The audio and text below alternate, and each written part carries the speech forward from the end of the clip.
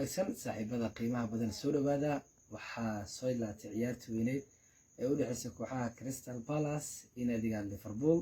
waxay ahayd ciyaar aad u xiiso badan. labada kooxood waxay ciyaarayeen kulanka labaad ee toddobaadkan horyaalka Premier League fasal ciyaareedka 2022 iyo 23 ayay ciyaarayeen. Liverpool marka la taakaya loo dhigay caabo uma aan habin wanaagsan.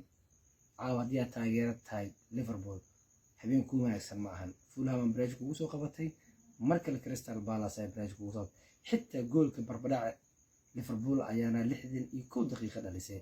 Luis Diaz ayaana goolka barbadhaca u dhaliyay. Rafasaha ayaana goolka koowaad u dhaliyay kooxda gorgorka, laakiin Liverpool ayaana barbadhac la timid daqiiqadii ay qaybta labaad ciyaarta 60 markay mareysay ay goolka barbadhac dhaliyeen. xilliga la joogo Liverpool waxay ku jirtaa kaalinta 12aad, 2 kulan 2 dhibcood ayay leedahay kooxdan. waana Bridge labaad ee xilli ciyaareedkan ay galayso naadiga Liverpool. waana kooxdii sanadkii la soo dhaafay kaalinta labaad ku dhameysatay kala sareynta horyaalka Premier League ee dalka England, laakiin sanadkan uma aansan wanaagsan. haddii Madeesku waa habeen hore ee Manchester United habeenka xalay ma waa habeen hore caawa, laakiin Madeeska baraha bulshada waxa aad u haystaa taageerayaasha Liverpool oo taaka loo dhigay.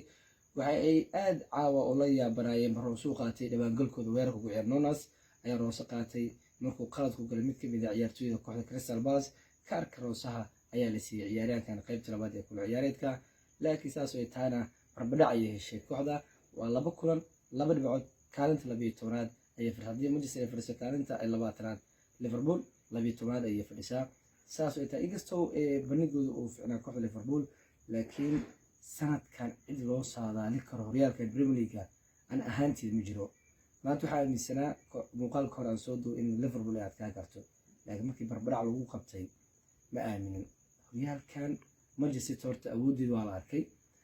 Arsenal xoogaa sidii ma ahan oo 2 kulan horta soo adkaatay. kulanka 3, 4 iyo 5 la eegi doonaa waxay ku dhamaato, laakiin caawa Liverpool haddii aad taageertay Liverpool ma ku qanacsan tahay 2 kulan 2 barbadhaca oo 2 dhibcood inay heshay?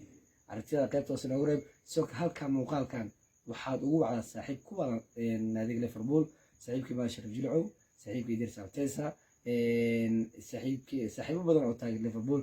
aad ayuu salaam xiriir afdoor oo kamid yahay ciyaaryahanka kooxda Wuxool. aad u salaama halkan ugu wacdaa saaxiib taageera kooxda Liverpool. soo kale muuqaalku u sheegay. waa mahadsantiin saaxiibayaal.